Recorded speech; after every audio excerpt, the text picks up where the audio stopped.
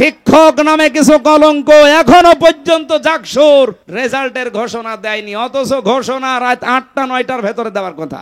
এত করে একটা প্রতিষ্ঠানের এই সর্বোচ্চ 8,500 7,500 থেকে 8,000 ভোট, এইটা গণনা করতে যদি 24 ঘন্টা পার হয়ে আবার 24 ঘন্টা চলে আসে, জাতীয় নির্বাচন কি করবেন এদেশের মানুষ বুঝে ফেলেছে। এটা নিয়ে যদি ঝামেলা করেন এদেশে কোনো নির্বাচন আগামীতে আর হবে না ইনশাআল্লাহ। এখানে কোনো ষড়যন্ত্র না করে যে যা পেয়েছে সেটা তার কাছে পৌঁছিয়ে দেন।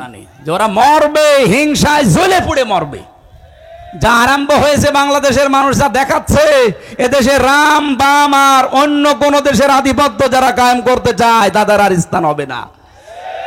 কথা বলেন না কেন? এই দেশ চলবে মানুষের এই বিশেষ করে এই 24-এর সিদ্ধান্ত অনুযায়ী। আমি 47 দেখিনি, আমি 52 দেখিনি, আমি 71 দেখিনি, কিন্তু অস্বীকার করি না। কিন্তু যেটা দেখেছি এই 24 এ অনুযায়ী দেশ চললে আমার মনে হয় দেশটা শান্ত থাকবে। এতদিন ওই সমস্ত দেখেছি দেশ চালিয়ে ওগুলোর চেতনা কাজে লাগিয়ে দেশটা বিক্রি করার পায়তারা ছিল। 24 যারা ধারণ করে এই মানুষগুলো জীবন থাকতে দেশ বিক্রি হতে বলেন বলেন। এই জন্য আগামীর সিদ্ধান্ত কিন্তু একটু কঠিন। বদরের ময়দান আমরা দেখিনি, কিন্তু আগামীতে হয়তো বদরের ময়দান আসতেছে। বদরের ময়দানে নবীজি বলেছিলেন আমার কেমন যেন লাগছে, কারণ বাবার বিরুদ্ধে ছেলে অস্ত্র ধরবে, স্বামীর বিরুদ্ধে স্ত্রী অস্ত্র ধরবে, দোলা ভাইয়ের বিরুদ্ধে শালা অস্ত্র ধরবে। এরকম কঠিন ময়দান নবীজি নিজেও ইতস্তত করছিলেন। সাহাবা একরামের মনের দিকে তাকিয়ে যে কি না কি হয়, একজন যুবক বললেন আপনি কোনো চিন্তা করবেন না। আমার মনে হয় বাংলাদেশে এই ময়দান সামনে এবার আসতেছে। বহু জেলায় কিন্তু স্ত্রী স্বামীর বিপক্ষে যাবে এবার। কথা বলেন না কেন? বহু জেলায় বাংলাদেশে বাবার বিরুদ্ধে ছেলে দাঁড়িয়ে যাবে। আমাদের চুয়াডাঙ্গার আলমডাঙ্গায় যিনি নমিনি, ওনার বাবা মানুষের তৈরি করা আইনের পক্ষে আর উনি আল্লাহর তৈরি করা আইনের পক্ষে। আমার মনে হয় সে আবু বকর আর আবু বকরের সন্তানের মতো হয়ে গেছে। একই বাড়িতে আছে। হযরতে আবু বকর বাড়িতে যুদ্ধ করে যখন আসলেন, ছেলে আব্দুল্লাহ ডাক দিয়ে বলে বাবা আমি কিন্তু জিহাদের ময়দানে তোমারে 3 বার দেখেছিলাম, কিছু বলি নাই, মনে করলাম তুমি আমার বাবা, অন্য কেউ হলে আমি কেটে ফেলতাম। হযরতে আবু বকর খাবার খাচ্ছিলেন, খাবার রেখে দিয়ে হুঙ্কার দিলেন সন্তান 3 বার তুমি দেখার পরও কিছু বলো নাই, আল্লাহর কসম যুদ্ধের ময়দানে যদি তোমারে আমি একবার দেখতে পেতাম একবারই আলাদা করে ফেলতাম। এবার আমার মনে হচ্ছে ময়দান সেইটাই ফিরে আসতেছে। আমি আগেই বলেছি এবার হয় আল্লাহর দল নাই শয়তানের দল। কথা বলেন। এজন্য যারা উল্টা পাল্টা করতে আসবেন তারা আগের থেকে সব কিছু থেকে বিদায় নিয়ে আসবেন। স্ত্রীর মহরণা যদি দিয়ে না থাকেন দিয়ে আসবেন, কারণ আপনি ফিরে যেতে নাও পারেন। আপনি দখল করতে আসবেন আর আমরা ছেড়ে দেব না। ও ইমানদার এখন আর দেশে নেই, ইমানদার এখন হয়ে গেছে আবু বকরের মতো। বদর দেখিনি, কিন্তু বদর এবার দেখবো। উহুদের ময়দান দেখিনি, এবার সামনে উহুদে দেশে দেখবো। হয় ইসলাম থাকবে না ওরা থাকবে। পাবনাবাসী রব্বুল আলামিন যেহেতু জানিয়েছে আমি আল্লাহ নিজে তাদেরকে নিয়ে আসবো। হ্যাঁ, কি করবে তারা আপনি এবার মিলান। বাংলাদেশে 73টা দল, কোরআনের আয়াতের সাথে কাদের জীবন চরিত্র কর্মপদ্ধতি মেলে আপনি দেখেন তো। আযিল্লাতিন আলাল মুমিনিনা আইজ্জাতিন আলাল কাফিরিন। রব্বুল আলামিন বলেন তাদের গুণাগুণ হচ্ছে দুনিয়ায় আযিল্লাতিন আলাল মুমিনিন, তারা মুমিনরা নিজেদের প্রতি রহম দিল। আপনি তাকান বাংলাদেশে বাড়ি আপনার পাবনায়, আমার বাড়ি কুষ্টিয়া, এক জেলা থেকে আর এক জেলা ডিস্টেন্স একেবারে কম না। এখান থেকে আমার বাড়ি কমপক্ষে 50 কিলোমিটার। অথচ আমার মনে হয় যারা দিন কায়েম করতে চেষ্টা চালাচ্ছে এই দেশে, যেতে রেজাউল ভাই এই চেষ্টা করে, আমির হামজাও করে, আমার কাছে আমার মনে হয় আমার আপন ভাইয়ের চাইতে এটা মহাব্বতের বেশি। এটা তৈরি করে দিয়েছে কে? আজিল্লাতিন আলাল মুমিনিন, সারা বাংলাদেশে একই অবস্থা, এমনকি সারা দুনিয়ায়, সারা পৃথিবীর 257টা দেশে একই অবস্থা। যারা দিন কায়েম করতে চায়, তার বাড়ি আমেরিকায়, তাতে কি? আমার বাড়ি বাংলাদেশে, তাতে কি? আমার আপন ভাই আমার বাড়ির পাশে থাকে, সে মানুষের তৈরি করা আইনের পক্ষে, তার চাইতে আমি রেজাউলকে আমার মন থেকে বেশি ভালোবাসি। আইসাতিন আলাল কাফিরিন, কিন্তু তারা মুমিন, কাফেরদের প্রতি বড় কঠোর। আপনি তাকান, আজ তারা পৃথিবীতে যারা একামতে দিনের কর্মী, তাদের সামনে আপনি কোন শরীয়ত বিরোধী কাজ করে টিকে থাকতে পারবেন না, যদি তাদের শক্তি থাকে। মাস্ট বি, কিছু না করলেও প্রতিবাদ তারা করবেই। এক কথা বলুন না কেন?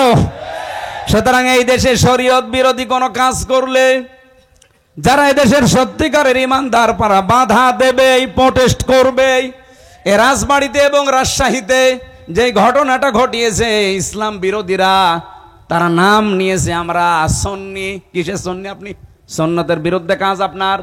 নবীজি বললেন, লা তাত্তাখিযুল কুবুর মাসাজিদা, কবরকে সেজদার জায়গা বানিও না। আর নোরা পাগলার কবরকে ওরা কাবার আদলে বানিয়েছে। কত রকমের কথাবার্তা না ইসলামের ডাইরেক্ট বিপক্ষে বলেছে। জনগণ প্রোটেস্ট করে এখন ওই রাজবাড়ি গলন্দ এলাকার আলেম ওলামা পর্যন্ত এখন বিপদে। আজকেও শুনলাম 23 জন আলেমকে গ্রেপ্তার করেছে। কাদের ইশারায় কি করছেন আমি জানি না।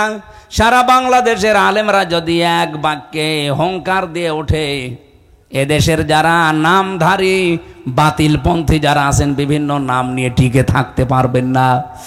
প্রশাসনকে আমরা আহ্বান জানাবো, এদেশের মুসলমানদের সেন্টিমেন্ট বোঝার চেষ্টা করেন।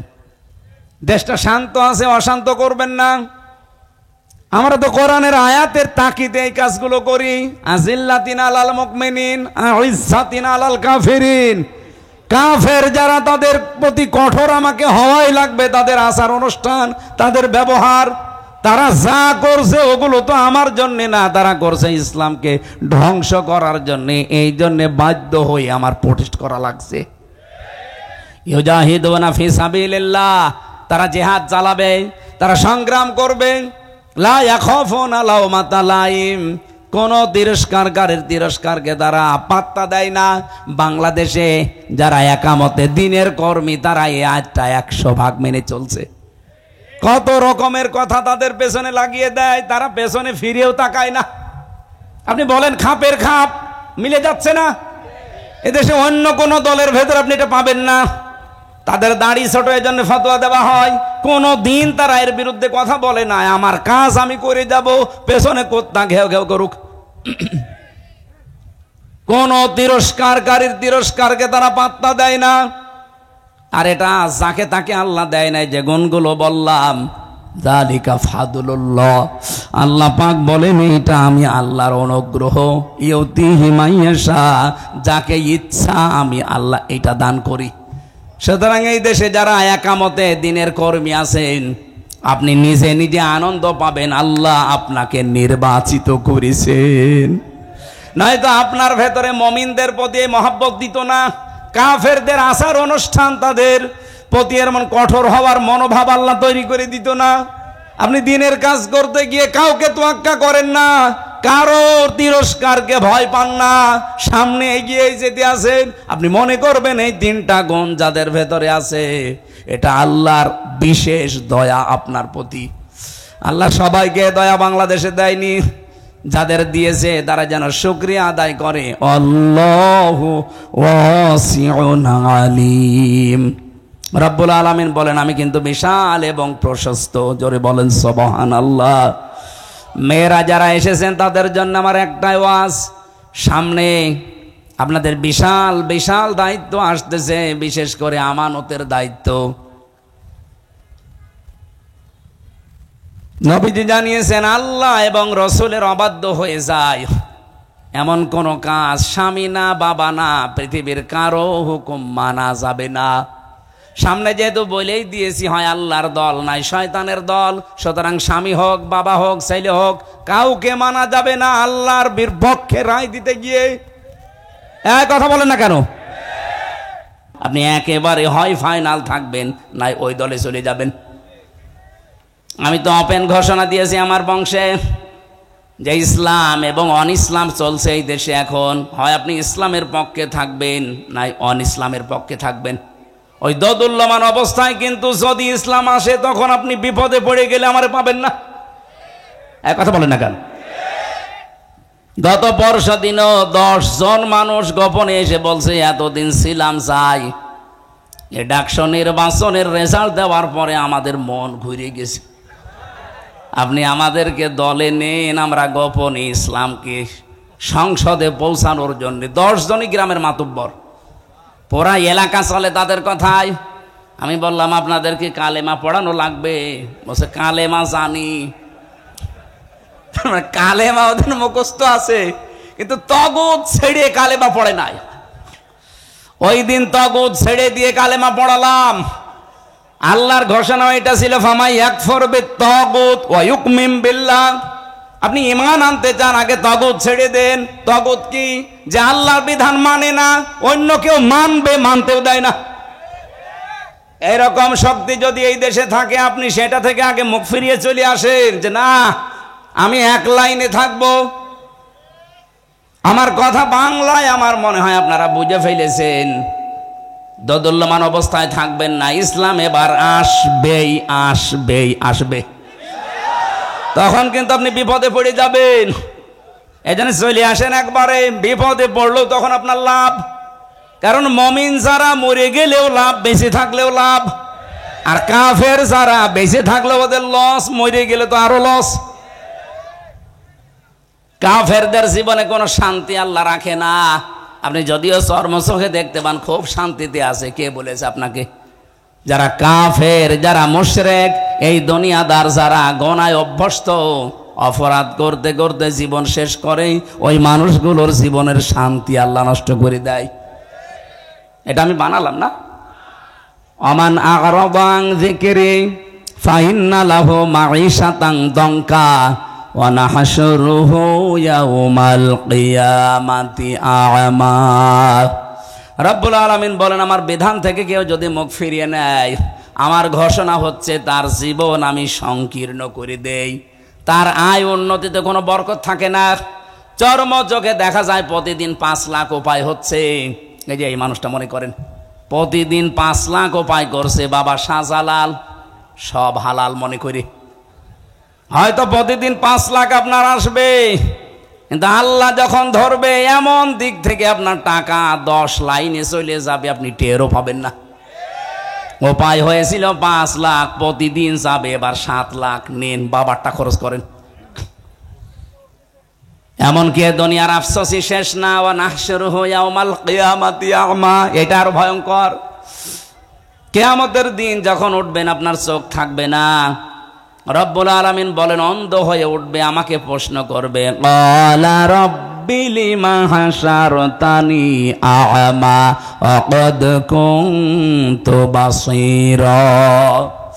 এ আল্লাহ, আমার তো চোখ ছিল, আজকে আমার অন্ধ করে তুললে কেন? আমার চোখ ভালো করে দাও, আমি আদম নবীকে দেখবো। যেই বলবে অমুক জিনিস দেখবো, ধমক লাগাবে আল্লাহ। ক্বালা কাযালিকা আতাতকা আয়াতুনা ফানাসিতাহা ওয়া কাযালিকা লিয়াউমা তুনসা। আমার এই আয়াতগুলো আলেমেরা নবীরা এইভাবেই তোদেরকে শুনিয়েছিল। আমার বিধানের কথাগুলো শোনার পরে না শোনার ভান করেছিলি, বোঝার পরে না বোঝার ভান করেছিলি, যেভাবে ভুলে গিয়েছিলি। আমি আজকেই কঠিন দিনে তোরে ভুলে গেলাম। তুই যে আমার বান্দা ছিলি, তুই যে আমার বান্দি ছিলি, কোনোদিন আমার কুদরতের জবানে তোর নাম আর উচ্চারণ করব না। ও পাবনাবাসী, ময়দানে মাশারে কঠিন অবস্থায় যদি আল্লাহ আপনার নাম আর উচ্চারণ না করে বলে যে আমি চিনি না, ও আমার বান্দা না, ও আমার বান্দি না, আমার মুখ দিয়ে কোনোদিন এই আমির হামজা নামটা আমি আর বলবো না, বলেন তো তার মতো কপাল পোড়া আর কেউ আছে? এখানে ফিরে আসেন আপনি অ্যাক্টিভ ভাবে। আমার আত্মের তেলাওয়াত কিন্তু আয়াত ওই রকম। সূরা মায়েদার 54 নম্বর আয়াতটা পড়েছি আমি। এমন কিছু মেসেজ আয়াতের ভেতরে এই বাংলাদেশ সম্পর্কে আমার মনে হচ্ছে আছে। আয়াতের ব্যাখ্যা বিশ্লেষণ পড়ার পরে আমার মনে হয় যে এই মাত্র আল্লাহ এই দেশ দেখে নাজিল করলো। আপনি একটু অ্যাক্টিভ ভাবে শুনবেন, অবশ্যই কিছু পাবেন এখান থেকে। যেহেতু সিরাত মাহফিল লিখেছেন, বাংলাদেশে বেশিরভাগ মিলাদ মাহফিল হয়, সিরাত মাহফিল কম হয়। অথচ মানুষ যদি ওই মিলাদ থেকেও শিক্ষাটা নিতে পারতো, বাংলাদেশে এই সাদাবাজি থাকতো না। আমি সিরাত ইবনে হিশাম পড়ছিলাম, সিরাত বিশ্বকোষ, বিশেষ করে আর রাহিকুল মাখতুম। এখানে নবীজির জন্ম নিয়ে যে মিলাদ যারা দেন, মিলাদ মানে জন্ম, মিলাদ মানে এই মিলাদ নিয়ে যারা মাতামাতি করেন শুধু জিলাপিয়ার খিচুড়ি, তাদেরকে বলছি এই শিক্ষাটা অন্তত আপনি নেবেন। মিলাদ আপনি দেন, আমি নিষেধ করছি না, কিন্তু শিক্ষাটা নেন। মিলাদ মানে জন্ম, নবীজি জন্ম নিয়ে কি করেছিলেন। ঐতিহাসিক যারা তারা লিখছে নবীজি জন্মের পরেই 3 জন মহিলার দুধ পান করেছিলেন। 1 নম্বরে আমেনা, 2 নম্বরে উম্মে আইমান, 3 নম্বরে হযরতে হালিমাতুস সাদিয়া রাদিয়াল্লাহু তাআলা আনহা। হযরতে হালিমা বলেন, আমি ওই সময় মুশরিকা ছিলাম। মোহাম্মদকে কোলে তুলে নেওয়ার পরে আমি ডান স্তন তারে দিলাম, সে পান করেছে। বাম স্তন তারে দিলাম, সে সঙ্গে সঙ্গে মুখ বের করে দিয়েছে। 1 বার 2 বার 3 বার আমি মুখ লাগালাম, 3 বারই সে বের করে দিল। জোর করে মুখ লাগাতে চাই, বের করে দেয়। আমার চোখের দিকে ইশারা দিয়ে, মানে চোখে চোখে যেন আমাকে বোঝাতে চায়, মা হালিমা জোর করেন কেন? আমার ডান স্তন অধিকার ছিল, হক ছিল, আমি পান করেছি। বাম স্তন এটা আমার অধিকার না, আমার হক না। আমি জানি আপনার সন্তান আছে, দুধ ভাই আমার, সেটা আব্দুল্লাহ। আমি দুনিয়ায় ভাইয়ের হক নষ্ট করার জন্য আসি নাই, এসেছি ভাইয়ের হক ফিরিয়ে দেওয়ার জন্যে। পাবনাবাসী, এটা রেকর্ড হচ্ছে, যেই নবী এই রবিউল আউয়াল মাসে জন্ম নিয়ে মায়ের কোলে বসে ভাইয়ের হক ফিরিয়ে দেয়, সেই নবীর উম্মত আমরা যত বড় হচ্ছি, ভাইয়ের হক মারার জম হচ্ছি। এখানে নবীজি শুধু দুধ ভাই আর আপন ভাই না, আল মুসলিম আখুল মুসলিম, মুসলমান মুসলমানের ভাই। আপনি কোন কারণে এক ভাই আর এক ভাইয়ের কাছে সাদাবাজি করে ওর সম্পদ নিজের কাছে রেখে দেন? আপনি কি জানেন আপনি কি হয়ে গেছেন অলরেডি? এটা আবি যাররিন রাদিয়াল্লাহু তাআলা আনহু قال قال النبي صلى الله عليه وسلم من ادعى ما ليس له فليس منا وليتبوأ مقعده من النار। মুসলিম শরীফের হাদিস। আমি কি বানালাম? বিশ্বনবী বলেন, যেই জিনিস তোর না, ওই জিনিস যদি কারো কাছ থেকে জোর করে জবরদস্তি করে যেভাবেই হোক নিজের দখলে কেউ রেখে দেয়, 2টা শাস্তি তার শুরু হবে। 1 নম্বরে ফালাইসা মিন্না, ওই দিন থেকে সে আর নবীর উম্মত নেই। 2 নম্বরে ওয়ালিয়াতা বাওয়া মাকআদাহু মিনান নার, সে যেন জাহান্নামে নিজের একটা স্থান বরাদ্দ করে নিল। আমার তো মনে হচ্ছে 1 বছর 1 মাসের ভেতরে বহু মানুষ সাদাবাজি করে নবীর উম্মত থেকে বের হয়ে গেছে। আপনি যার সম্পদ নিলেন চাঁদাবাজি করে, ওটার মালিক কি আপনি? বলেন। হ্যাঁ, এখানে ব্যাখ্যায় একটা কথা পেয়েছি, জিনিসটা যদি আপনারই হয় আর আপনি যদি ওটা ফেরত পান, তাহলে এই হাদিসের যে শাস্তি তার আওতা মুক্ত থাকবেন। বোঝেননি? বুঝেছেন কি বললাম বলেন তো?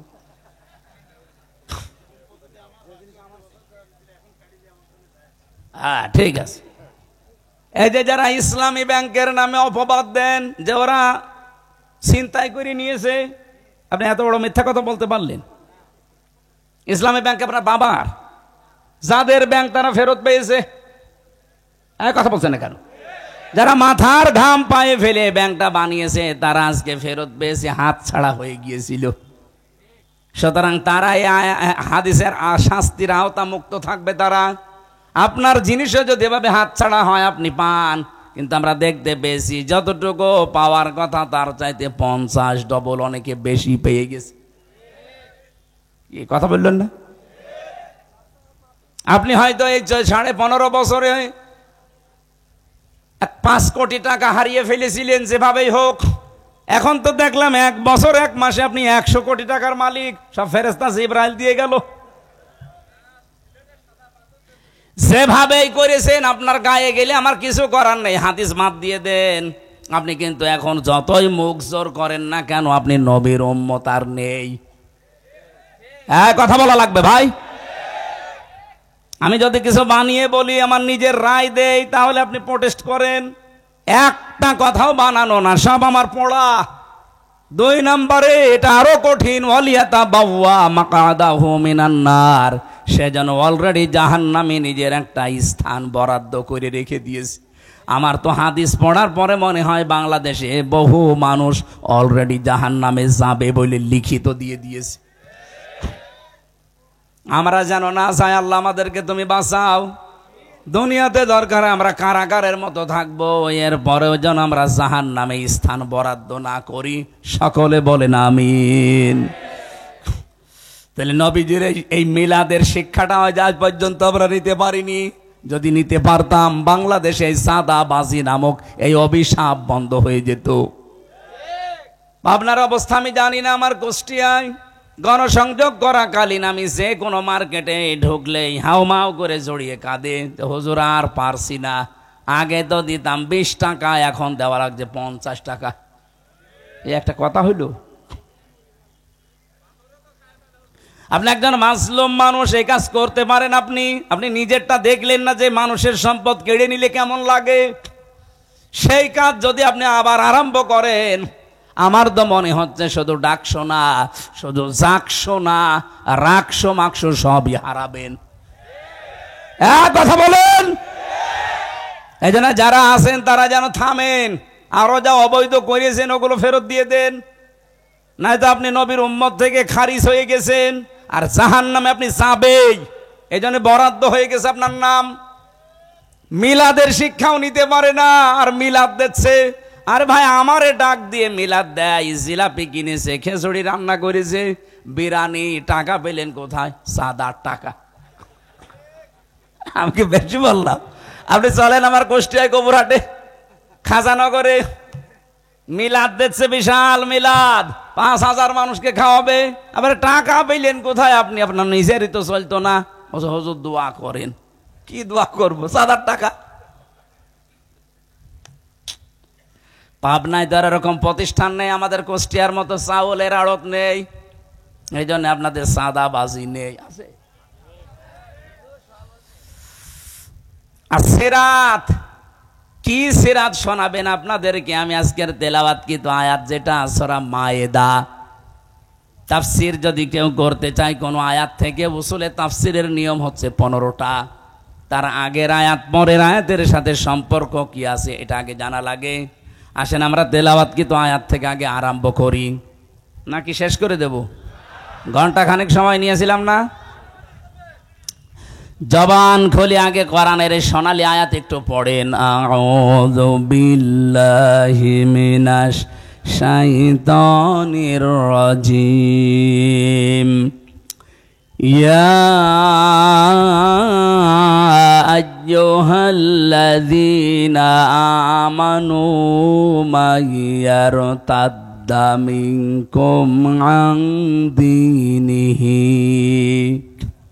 রব্বুল আলামিন বলেন, আগে নামকরণটা বলা দরকার। তাফসীরের যে মূল নীতির প্রথমে হচ্ছে শুদ্ধ তেলাওয়াত করে মাতৃভাষায় অর্থ করা, এরপরে নামকরণ, এরপরে ঐতিহাসিক প্রেক্ষাপট। আপনারা মনে হয় শুনছেন না? আছেন? প্রথম নাম্বারে নামকরণের ভেতরে পেয়েছি মায়েদা, মানে দস্তরখানা। মায়েদা মানে তামাম পৃথিবী আমাদের জন্য আল্লাহ দস্তরখানা বানিয়ে রেখেছেন। আপনি তাকান, কোন দিকে তাকাবেন সেই দিকে আল্লাহ রিজিক ছিটিয়ে রেখেছেন। যেখানেই তাকাবেন সেখানেই রিজিক। পানির ভেতরে আল্লাহ রিজিক ছড়িয়ে রেখেছেন, জমিনের উপরে আল্লাহ রিজিক ছড়িয়ে রেখেছেন, আকাশেও আল্লাহ রিজিক ছড়িয়ে রেখেছেন। এ তামাম দুনিয়াটাই আমার আল্লাহর ভাষায় মায়েদা, মানে দস্তরখানা, খাবারের প্লেট। এই জন্য খাবার নিয়ে কোনো চিন্তা টেনশন আপনার দরকার নেই। যেই জিনিসের দায়িত্ব আল্লাহ নিয়েছেন ওই জিনিস নিয়ে টেনশনে ভুগি আমরা, আর যেটার দায়িত্ব আল্লাহ নেয়নি ওইটার দায়িত্ব আমরা পালনই করি না। আল্লাহ রাব্বুল আলামিন কিন্তু রিস্কের দায়িত্ব নিয়েছেন, এই জন্য ওনার নাম রাজ্জাক। নাম কি? ইন্নাল্লাহা হুয়ার রাজ্জাকু যুল কুওয়াতিল মাতিন। জোরে বলেন আল্লাহু আকবার। ওমা মিন দাব্বাতিন ফিল আরদি ইল্লা আলাল্লাহি রিজকুহা। জমিনে এমন কোন বিচরণশীল জীব নেই যার রিস্কের দায়িত্ব আমি আল্লাহ নেইনি। তার মানে রিজিক নিয়ে আপনার টেনশনের কোনো কারণ নেই, আপনি না খেয়ে মরবেন না। কিন্তু যেটা আল্লাহ দায়িত্ব নেয়নি সেটা নেক আমল।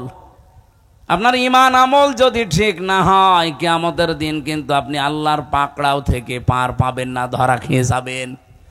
এই জন্য ওইটা আগে ঠিক করেন, কোন দিকে দৌড়াচ্ছেন আপনি। আল্লাহ এখানে যদিও ঈমানদারকে ডাক দিয়ে জানিয়েছেন, যারা ঈমানের দাবি করো তারা শোনো, মাইয়ারতাদ্দা মিনকুম আন দীনিহি, তোমাদের ভেতরে যে ব্যক্তি আল্লাহর দিন থেকে তার বিধান থেকে মুখ ফিরিয়ে চলে যাবে। এখানে ইরতেদাদ বা ইফতিয়াল থেকে এসেছে, এর বাংলা অর্থ হচ্ছে কেউ যদি সত্য থেকে মুখ ফিরিয়ে জানা শোনার পরে মিথ্যার দিকে এগিয়ে যায়। এদেশের পাগল কেউ যদি জিজ্ঞাসা করেন যে আপনি যে ফিরে যাচ্ছেন বিভিন্ন দোহাই দিয়ে, কোন দিকে যান? আপনি আল্লাহর তৈরি করা আইন যারা কায়েম করতে চান তাদের নামে কত রকমের ট্যাগ লাগিয়ে যাদের দিকে যাচ্ছেন তাদের কি কোনো আদর্শ আছে, চরিত্র আছে? এদের নাম আপনি ট্যাগ দিয়েছেন রাজাকার, আলবদর, বিভিন্ন নাম দিয়ে তাদেরকে জাতির সামনে কালার করে আপনি যাচ্ছেন কোন দিকে? এদের চাইতে যদি ভালো জায়গায় যেতেন আমি বুঝতাম যে হ্যাঁ ঠিক পথে আছেন, কিন্তু এদেরকে ছেড়ে আপনি যেখানে যাচ্ছেন তারা তো আল্লাহর তৈরি করা আইনই বিশ্বাস করে না। হ্যাঁ কথা বলেন। তারা তো বলেছে শরিয়া আইনে আমরা বিশ্বাস করি না।